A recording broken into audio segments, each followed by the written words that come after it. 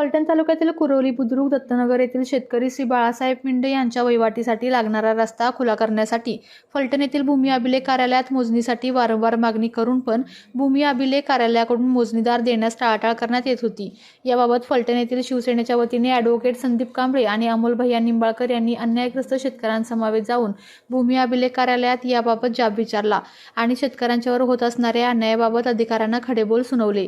माननीय तहसीलदार साहेब यांनी याबाबत सकारात्मक भूमिका घेऊन रस्ता खुला करून दिला, परंतु भूमी अभिलेख कार्यालयाने मोजणीसाठी कोणतीही मदत न करता दिरंगाई केल्याबद्दल शिवसेनेच्या वतीने अशा गोरगरीब शेतकऱ्यांच्यावर अन्याय भविष्यात होऊ नये यासाठी शेतकऱ्यांसह प्रत्यक्ष भेट घेतली।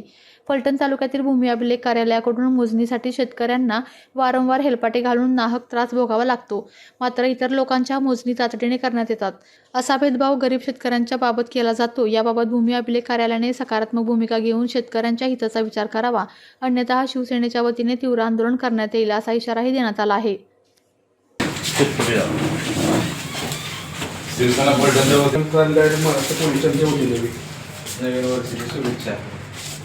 आणि इथून पुढे गोरगरिबाला त्रास झाला तर शिवसेना शाळेनं तुम्हाला उत्तर दिलं जाईल काय तुम्हाला आता नीट आणि प्रेमात बघा 1 तारखेला आज मला माणूस ऐका की साहेब विषय ऐका की तारखेचा विषय नाही, आम्हाला काय म्हणायचं आहे की 8 दिवसापूर्वी आपल्याला पत्र आलं होतं 8 नाही 19 ला आले साहेब, त्याच्यावरती इनवट 24 तारखेचं आहे। बघा तुम्ही 19 बरं ठीक आहे, चला हॉटेल आमचं काम साहेब पूर्ण काम झालं, त्याबाबत आमची काय आता तुमच्याविषयी पण तक्रार नाही आणि जे तहसीलदारांनी काम केलं ते आमचं म्हणणं आहे की गोरगरिबांना त्रास होऊन देऊ नका, तुम्ही जर प्रायोरिटी दिली असती अन्यथा आम्हाला आमच्या पद्धतीने करावं लागेल, मग परत भूमिका बदलणार नाही शिवसेना। त्यांची माणसं पाठवत नाहीत काय काय ठिकाणी ते आमच्याकडे सगळं ऑनलाईन तुम्ही धंदाची कामं करताय गोरगरिबांना त्रास होतो। मला आमची 1 ते 5 तारीख आहे ना त्यावेळेस फक्त सर्व्हिसच्या निकाम असतात। मी तहसीलदारांना जर इंटिमेशन अगोदर दिली असते ना साहेब तर आमची अडचण झाली नसती, एवढंच आमचं म्हणणं आहे। बऱ्याच वेळा सांगितले आम्ही आता सांगतो की बाबा आमची 1 ते 5 तारखेला माणसं शिल्लक असते, सगळे ऑनलाईनला सगळे गेलेले असतात लोक। आता आज पाठवला की माणूस लिख झाली नाही, आमचं कालच काम झालं काल झालं का, फक्त इथून पुढे साहेब परत असं होऊन देऊ नका।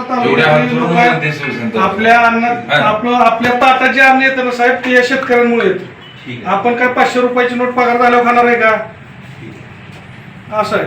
त्यामुळे आपली एक विनंती की पहिली वेळ आहे आमच्या लोकांना त्रास होऊन देऊ नका, गोरगरीब जनता ही शिंदे साहेबांची जनता आहे, त्यांना त्रास होऊन देऊ नका ही आमची भूमिका आहे।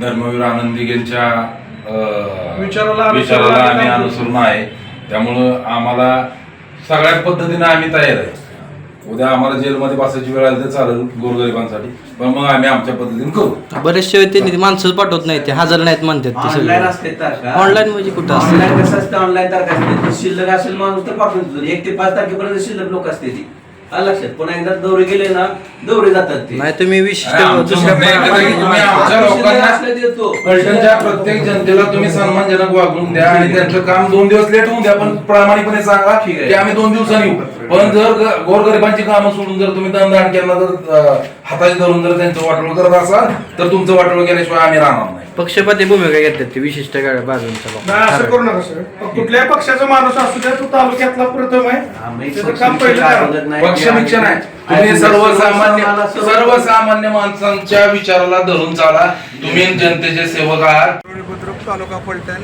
येथील शेतकरी यांना पाठीमागच्या 5-6 वर्षापासून शेतीचा रस्ता अडवला होता आणि तो रस्ता व्यवस्थितरित्या तहसीलदार साहेबांनी काढून दिला।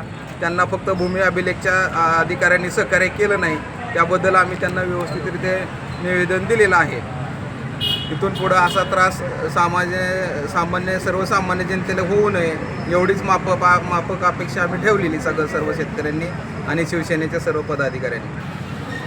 मी शरद पोपटगावडे, तालुका फलटण, सातारा जिल्हा, कुरोली बुद्रुक येथील शेतकरी।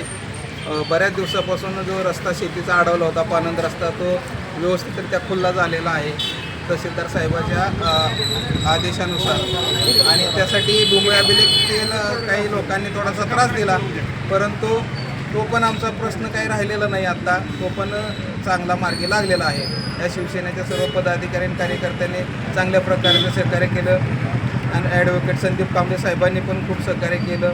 त्यानंतर त्यांच्या सांगण्यावरून जे टीमने आम्हाला सहकार्य केलं त्या सर्व टीमचे आभार।